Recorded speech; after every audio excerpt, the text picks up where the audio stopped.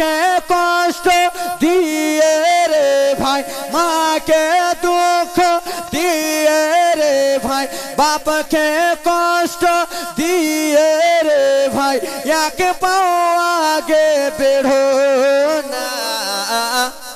জোরে কি ব্যাপার, গঙ্গা প্রসাদের লোকেরা কেনা সুবহানাল্লাহ বলে না? নবীর দিবানা নাই মনে হয়? জোরে বলুন তো। নারে তাকবীর, নারে সালাত, মাসলাকে আলা হযরত, মাসলাকে আলা হযরত পীর ওলামার দামান। নারে তাকবীর, নারে সালাত। বাপ যতই হোক খারাপ, বাপের তাজিম ছেড়ো না। মা যতই হোক খারাপ, মায়ের সেবা ছেড়ো না। মাকে ব্যথা দিয়ে রে ভাই, বাপকে দুঃখ দিয়ে রে ভাই, এক পাও আগে বেরো না। জোরে বাপ যতই হোক খারাপ, বাপের তাজিম ছেড়ো না। খিলিয়েছে তো মায়ে দদমে সেরে, বাবা খেয়েছেন পান্তা মুড়ি, ঠিক কিনা বাবা? তুমি যখন মাদ্রাসাতে যাও,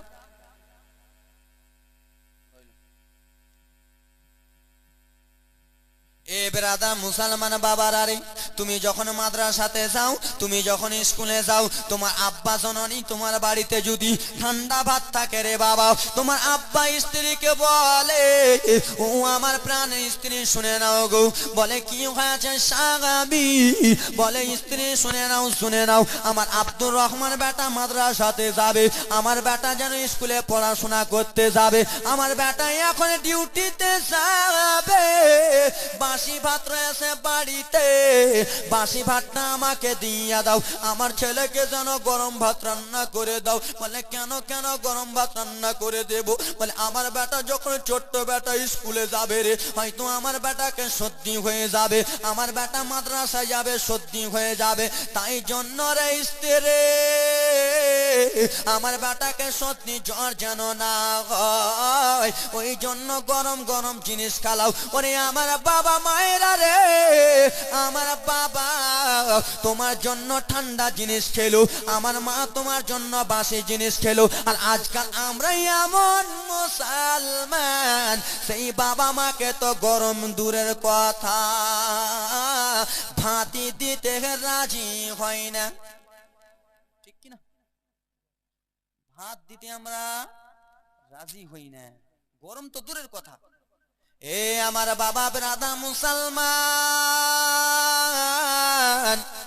ও আমার আল্লাহ নবীর উম্মত রে, আমার দয়ার নবী মুস্তাফা যেন এরকম সইবে না, সইবে না রে। আমার নবী আপনার নবী, সারা কুল কায়নাতের নবী যেন এই কথা বলে, ওরে আমার উম্মত উম্মতিরা শোনো, তোমরা যদি নিজের বাবা মাকে চিনতে পারলো, তাহলে নবী আমি তোমাদের হয়ে গেলাম, আর আমি নবী যদি তোমাদের হয়ে গেলাম, তাহলে আল্লাহ তাআলা তোমার হয়ে গেল, আর আল্লাহ যদি হয়ে যায়, তোমার আমার জন্য জান্নাতে কনফারেন্স। বারবার করে কথাটা বলার উদ্দেশ্য হলো বাবা মাকে কোনোদিন আলাদা করো, বাবা মাকে আলাদা করো না রে যুবক। মায়ের দোয়া যেন কারেন্টের মতো কবুল হয়ে যাবে। কত কত ঘটনাতে এদিক ওদিক বলি রে বাবা, কিন্তু বাবা যে পর্দা হয়ে গেছে তার জন্যই কথাটা বলতেছি। কত কত জীবনী আছে, কেন বলি না, এই জন্য বলতেছি। ওরে যুবক দেখো রে, তোমার আমার মা তোমার জন্য আমার জন্য যদি একবার আল্লাহর কাছে কেঁদে কেঁদে দোয়া করে দেয়, আল্লাহ গো আমার ছেলেকে আপনি ভালো করিয়ে দেন, আমার ছেলেকে টাকা পয়সা বানিয়ে দেন, আমার ছেলেকে টাকা পয়সা ধন দৌলত আলা বানিয়ে দেন, আমার আল্লাহ কারেন্টের মতো সেই দোয়া যেন কবুল করে নেবে।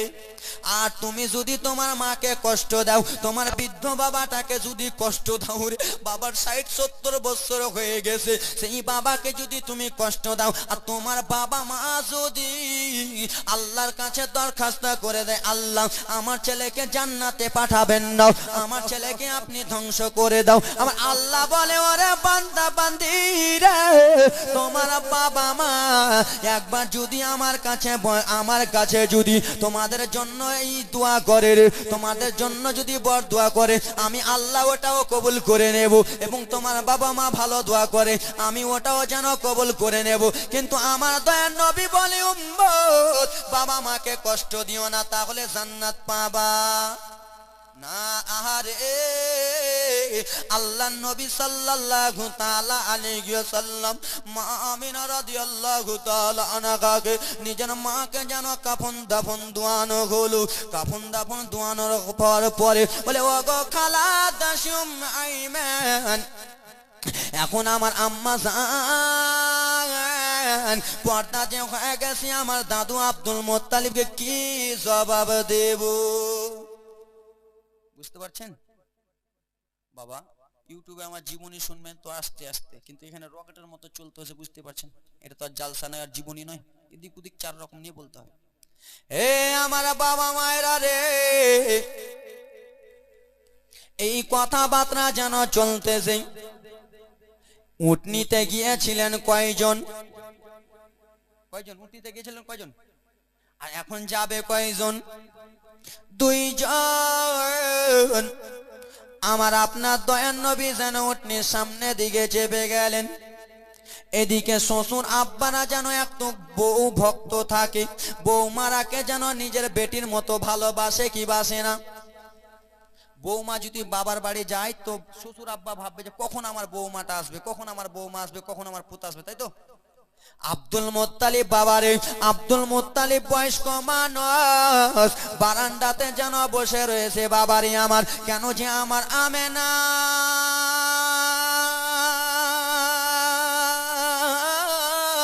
গেল, আমার পোতা মোহাম্মদ গেল গো, তারা তো বলে উঠলো কয়েকদিন চলে আসবো, কয়েকদিনের মধ্যে যেন চলে আসবো।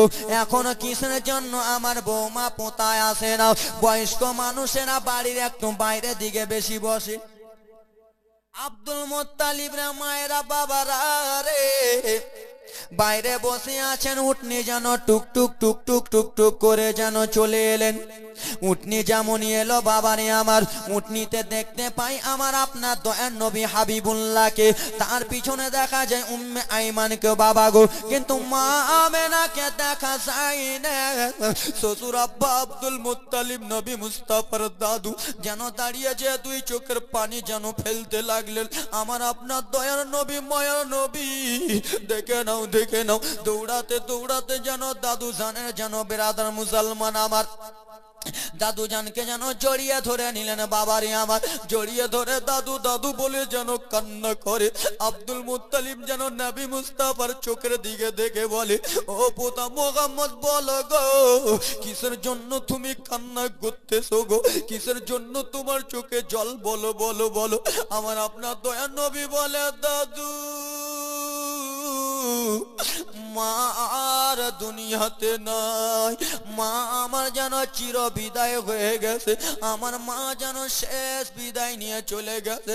এই কথা যেমনই বলেছে নবী আমার দাদু আব্দুল মুত্তালিব সে সময় বলতে লাগলেন, পোতা গো তোমরা যখন যেতে চাও রে পোতা, আমি তখনই তোমাদেরকে বলেছিলাম আমার যেন কলিজাটা কিসের জন্য কেঁপে উঠলো রে, আমার দিলটা কিসের জন্য যেন ধকবক ধকবক করে।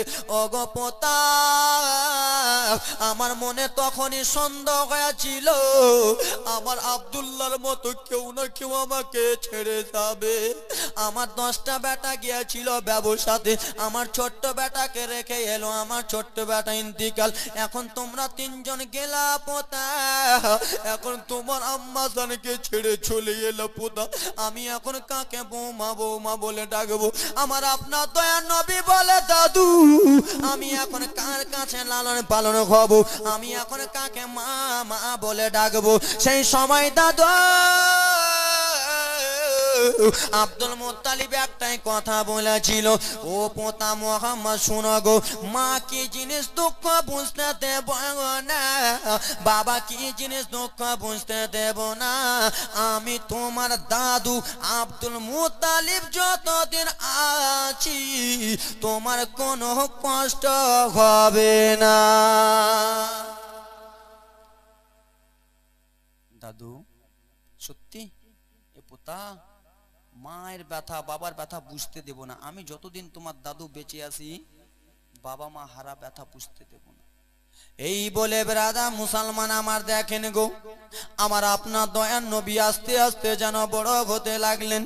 7 বছর নবী যেন পেরিয়ে গেলেন, 7 বছর পেরিয়ে যাও 8 বছরে যেমনই পড়লেন, সব সময় আব্দুল মুত্তালিব আমার দয়ার নবীকে দেখভাল করতেন। কেন যে আমার দয়ার নবীর বাবাও নাই মাও নাই, আছেন একজন, সেটাই হলেন নবী মুস্তাফার দাদু। দাদু আব্দুল মুত্তালিব আছেন রে বাবা, 8 বছর যেন হয়ে গেলেন রে বাবা। এইদিকে আবু জেহেল নবীর উপরে অত্যাচার করতে লাগে। 8 বছরের নবী আমার দাদু আব্দুল মুত্তালিবের কাছে যেন রয়েছেন রে বাবা। আস্তে আস্তে বয়স্ক বুদ্ধ লোকদের কিন্তু শরীরটা অসুস্থ হয় কি হয় না? বয়স্ক বাবাদের, বয়স্ক দাদুদের বয়স্ক যখন হয়ে যায় শরীরটা একটু নরম হয়ে যায়, হয় না? শরীরটা নরম হওয়ার পরেই তো দুনিয়া ছেড়ে যায়। আব্দুল মুত্তালিব 6 বছর থেকে 7 বছর আমার নবীকে লালন পালন করলেন, 7 বছর থেকে 8 বছর আমার নবীকে লালন পালন করলেন। 8 বছরের সময় রে বাবা আব্দুল মুত্তালিবের শরীরটা যেন অসুস্থ হয়ে গেছে। আব্দুল মুত্তালিব আমার আপনার দয়ার নবীকে ডাক দিলেন, কই গো পোতা নাতি ভাই, ও নাতি ভাই মোহাম্মদ এসে এসো গো। বলে ও গো দাদু, কি বলবেন বলুন বলুন দাদু গো। বলে ও গো পোতা, আমার যেন আস্তে আস্তে বয়সটা হয়ে গেল রে পোতা, আমি যেন আর চলাফেরা করতে পারছি না, আমার শরীরটা যেন আর চলে না গো বাবা। আমার আপনার দয়ার নবী দাদুর কাছে যেন বসে রয়েছে। দাদু আব্দুল মুত্তালিব বলে, আমি আর চলতে পারি না ও পোতা, হয়তো আমি আর দুনিয়াতে বেশি দিন বাঁচবো না, হয়তো আমি দুনিয়াতে আর বেশি দিন থাকবো না। যেমনই আমার আপনার দয়ার নবী শুনেছে, আমার আপনার দয়ার নবী দাদুর কাছে কেন্দে কেন্দে বলে, দাদু গো 6 বছরে মা হারালাম, 8 বছর কেবল আমার বয়সটা হলো, এখন আপনি আমাকে বলতেছেন হয়তো আমিও দুনিয়াতে বেশি দিন থাকবো না দাদু, তাহলে আমি কার কাছে মায়ের আদর পাবো, বাবার দাদুর আদর পাবো? বলে ও গো পোতা, একদিন সকলকে মৃত্যু সাথ চাকতে হবে, সকলকেই যেন মৃত্যু বরণ করতে হবে। আমার দয়ার নবী দাদুর কাছে কান্না করতে করতে দাদু আব্দুল মুত্তালিব আমার হাবিবুল্লাহর মাথায় হাতখানা বুলিয়ে বুলিয়ে বলে, পোতা তুমি কান্দিও না, কান্দিও না রে লাল, তোমার চোখের পানি যদি একবার আমি দেখি আমি যেন সইতে পারি না, আমি তোমার দাদু সবই সইতে পারবো, তোমার চোখের পানি সইতে পারবো না। এই বলে আমার দয়ার নবী যেন ব্রাদার মুসলমান কান্না বন্ধ করলেন। আব্দুল মুত্তালিবের একটা ছেলে ছিল, যার নাম হলো আবু তালেব রে বাবা আমার। বলে ওরে বেটে আবু তালেব, কই বেটে আবু তালেব, কোথায় আসো বেটা আবু তালেব রে, একটু আমার কাছে এসো। আবু তালেব বাবার অর্ডার পেয়ে আসবে কি আসবে না? বুঝতে পারছেন জীবনীটা রকেটের গতিতে চলছে। আবু তালেবকে ডাক দিলেন, বেটা এসো। আবু তালেব চলে এলেন। আব্বা বলুন। বলে বেটা আমার শরীরটার দিকে কি তুমি দেখেছো? হয়তো আমি আর দুনিয়াতে বাঁচবো না। এই যে দেখো আমার পোতা মোহাম্মদ যেন রয়েছে, আমার মোহাম্মদের বাবা মা কেউ নাই, এখন আমি দাদু লালন করতেছিলাম, এখন আমার শরীর ভালো করে না, আমিও কখন ছেড়ে যাব, আমার পোতা যেন একাই হয়ে যাবে, আমার পোতার কেউ যেন থাকবে না। ওরে বেটাই আবু তালেব,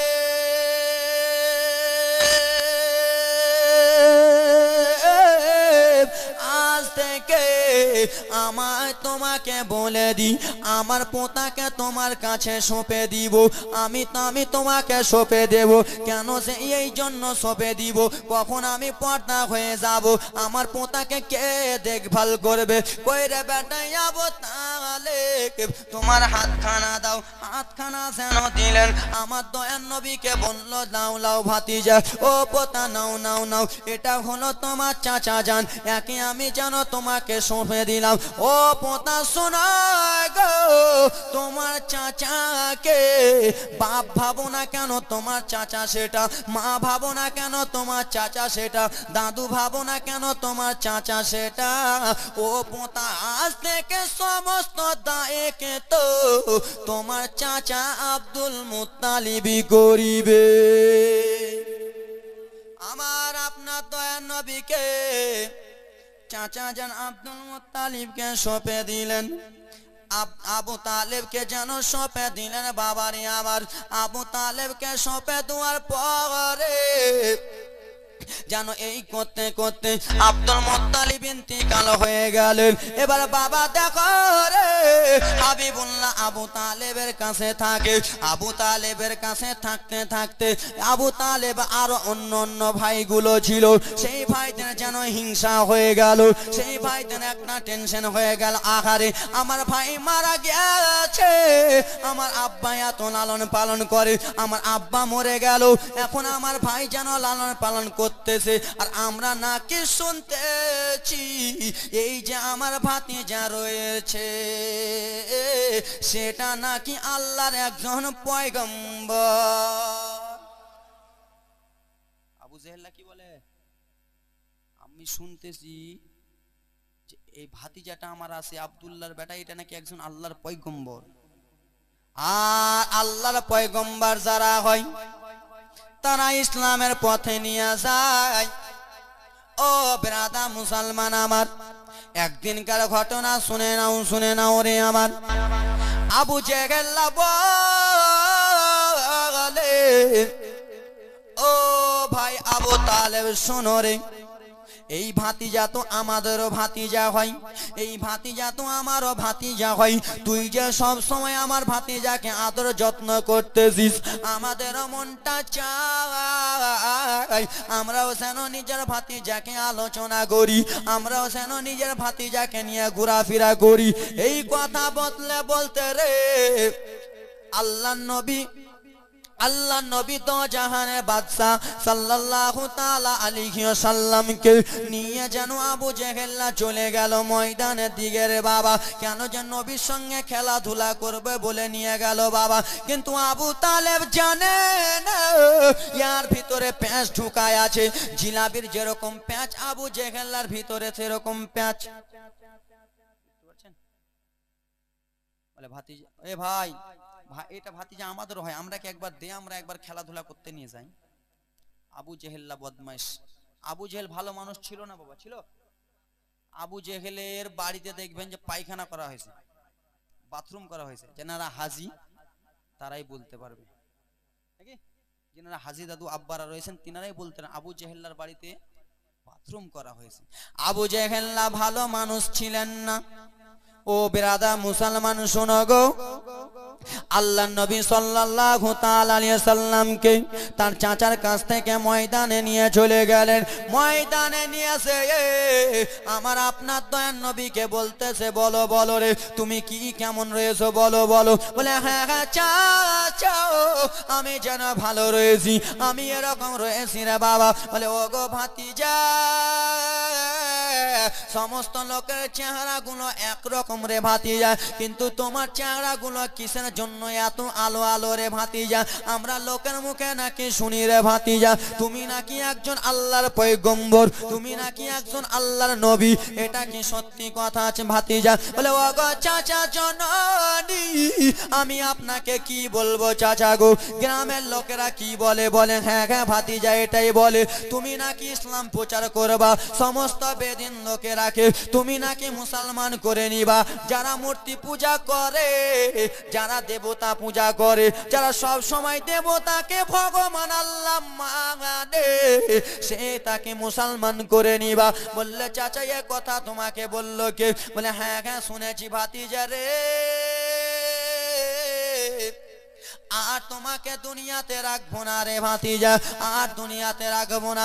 এই কথাবার্তা চাচা ভাতিজাই চলতে চলতে হারামি বদমাইশ আবু জেহেলের মনে যেন কি উঠে গেল রে। আবু জেহেলের মনে যেন মূর্তির কথা মনে পড়ে গেল রে বাবা। আল্লাহ নবীকে একটা যেন চর মেরে দিয়েছে রে বাবা। যেমনই আল্লাহ নবীকে চর মারা আমার আপনার দয়া নবী বলতে লাগলেন চাচা এখনই তো কথাবার্তা বলতেছিলেন চাচা, কিসের জন্য আমাকে আঘাত করতেছেন, কিসের জন্য আমাকে মারতেছেন? আবার এক গালে মেরে দিলে আমার আপনার দয়া নবী যেন কাঁদতে লাগলেন। বাবা রে আমার কয়েক বছর যেন আল্লাহ নবীর হয়েছে রে বাবা। নবী আমার কেন্দে কেন্দে বলে চাচা গো আমাকে এরকম জ্বালা করিয়েন না চাচা, আমাকে যেরকম এরকম আঘাত করিয়েন না চাচা, আমাকে যে আপনি মারতেছেন ময়দানে চাচা, আমাকে বাঁচানোর বলা কেউ নাই চাচা গো। কেন আমার দাদু ছিলেন পর্দা হয়ে গেছে, আমার চাচা আছে বাড়িতে রে বাবা। আল্লাহ নবীকে এত মেরেছে, এবার বদমাইশ আবু জেহেল্লা সাজা কেমন করে হবে শুনে নাও রে বাবা। একজন দৌড়াতে দৌড়াতে বাবা গো আবু তালেবের কাছে চলে গেলেন। কই রে আবু তালেব,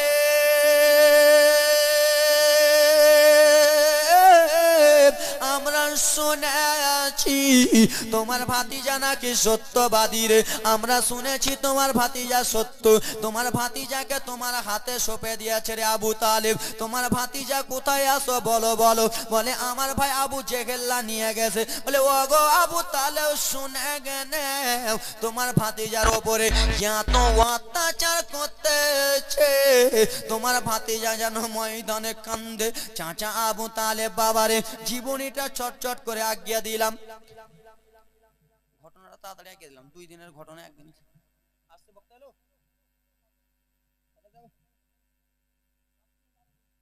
রাত্রের ব্যাপার কিছু হবে না, কিছু হবে না কইছে। আমার তো কিছুই হবে না, 5 ঘন্টা জীবনী বললেও কিছু হবে না, জীবনী সুরে বললে তো কিছুই হবে না, কিন্তু আমি রকেটের সুরে যে বলছি। আর ঠান্ডার সময়, আর আমি একদিন যা আসি এখানে একদিন নেই বাবা, প্রত্যেকদিন গাড়ি চলছে। কত আর গাড়ি চলবে পাশে বলেন, ইউটিউবার আছে ভাইরা। পরশু দিনই আপনাদের এখান থেকে জীবনী শেষ করে গেলাম পঞ্চনগরে। প্রতিদিন গাড়ি চলছে বাবা, প্রতিদিন। 1 মাস থেকে মানে একটা দিন ছুটি বেশি। আমার কলিজা যদি আপনারা আমার দাদু বাপ আছেন তাই জন্য একটু কথা বলে দিই, আমার কলিজা যদি বার করে চিপেন কিনা তো রক্ত আর বের হবে না কাকু, সব খালি কালো কালো মোবিল বের হবে। হ্যাঁ প্রতিদিন চলছে বাবা, প্রতিদিন আপনাদের দরবার কথা। আল্লাহুম্মা